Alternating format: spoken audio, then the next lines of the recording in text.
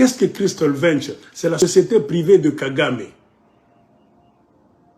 qui est comme aussi la propriété, la société privée de FPR.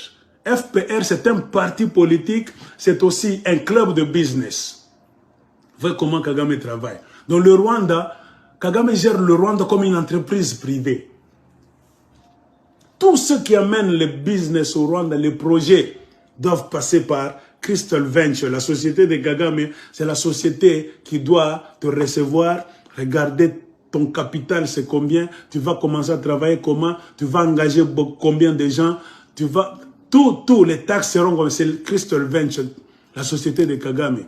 La société État, mais qui est privée, qui contrôle le Rwanda. Et tous ceux qui travaillent dans Crystal Venture, bah, membre clan à Kagame.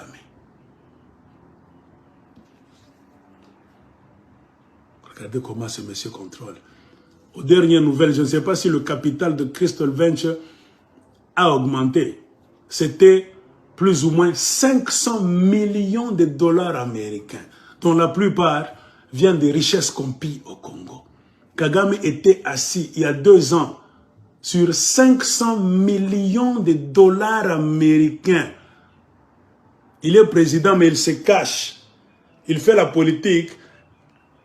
Entre-temps, c'est lui qui a la signature. Il met même sa cousine, sa nièce là-bas pour signer les documents les plus chauds là-bas. Il doit, tu lis, tu lui donnes Kagame.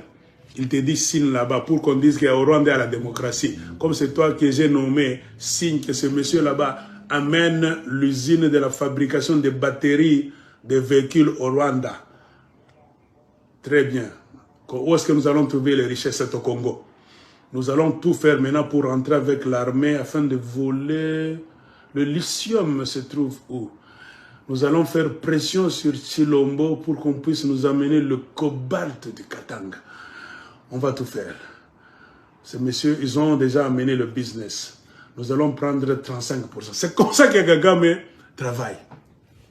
Comment est-ce que j'ai su ça? J'ai lu beaucoup de livres. Un secrétaire particulier de Kagame qui a travaillé avec Kagame pendant 9 ans a déjà écrit un livre, Les champs de massacre de Paul Kagame. Kagame's Killing Fields. C'est là où se trouvent trop de secrets, parmi lesquels votre Congo a supporté l'armée du Rwanda en payant l'uniforme, nourriture, même le salaire des militaires rwandais pendant que Joseph Kabila était au pouvoir. Donc c'est le Congo qui a fortifié l'armée du Rwanda. Les secrets sont dans des livres des Rwandais qui sont maintenant des dissidents, exilés politiques. L'État du Rwanda n'a pas d'avion présidentiel. Est-ce que vous le savez? L'État du Rwanda n'a pas d'avion présidentiel. Tout l'argent que Kagame a réussi à voler, l'argent des richesses du Congo, il pouvait donner à l'État. Donc l'État du Rwanda achète un avion présidentiel. Non, Kagame a refusé. Il a acheté 2 jets privés supersoniques d'une valeur de 650 millions. Une jet. Il en a 2. Dernier cri. C'est Kagame qui les a achetés sous couvert de Crystal Venture. C'est comme c'est Crystal Venture qui les achète. Crystal Venture les met là. Kagame, lui, il fait les affaires en mettant la société Crystal Venture devant. C'est lui qui achète. C'est lui le boss de Crystal Venture. Même s'il donne la signature à ses neveux, nièces, cousines là-bas. C'est lui qui donne des autres signes là. Tu signes. Acheter 2 jets privés. On a acheté 2.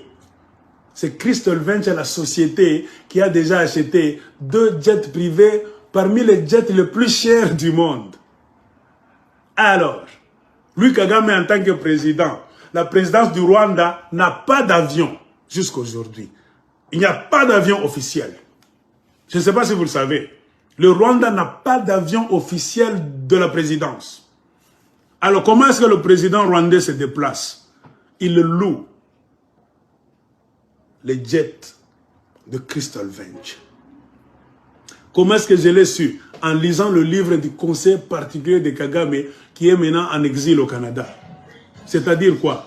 Kagame, président, quand il veut voyager, il contacte Kagame, homme d'affaires.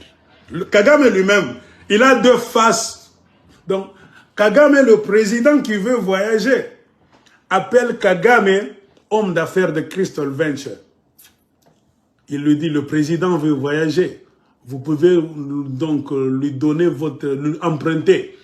Donc, il veut louer votre jet privé pour un voyage au temps.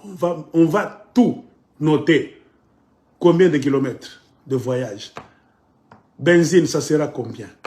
Combien de personnes vont voyager à bord? Tout ça, maintenant, ça sera combien? Tout. On met là-bas. Kagame président demande. Kagame homme d'affaires prend une jet, il donne à Kagame président. Kagame président s'en va aux États-Unis. Il passe par l'Angleterre. Il revient, il descend à Kigali. On parque l'avion là-bas. Kagame président sort. Tu vois. Et maintenant, Kagame président va dire au ministre, je ne sais pas, de budget, finances, vous connaissez vos histoires là-bas. De parler à Kagame, homme d'affaires.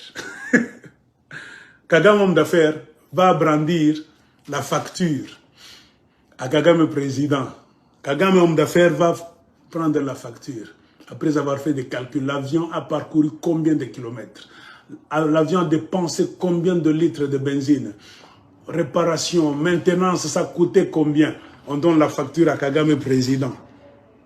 Kagame, homme d'affaires, donne la facture à Kagame président. Kagame président regarde la facture, il donne, je ne sais pas, au ministère qui va payer.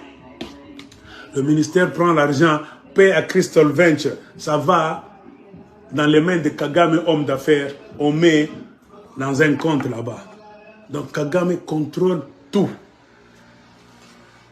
C'est cette façon de gérer le Rwanda qui a contaminé même la République démocratique du Congo. Quand on vous dit que les Kabila ont presque bradé toutes les mines du Congo, il faut lire les livres de l'extérieur pour comprendre le truc que Kabila aussi voulait faire. Contrôler toutes les mines. Comme Kagame contrôle toutes les affaires du Rwanda. C'est ça. Kabila Joseph a copié chez Kagame. C'est-à-dire vous n'allez rien faire au Congo. Il faut passer par Joseph Kabila. Système dicté par les anglophones, les anglo-saxons. Mafia de haut niveau.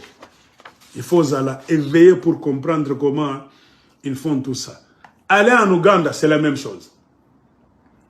La famille Museveni a presque 80% du business en Ouganda.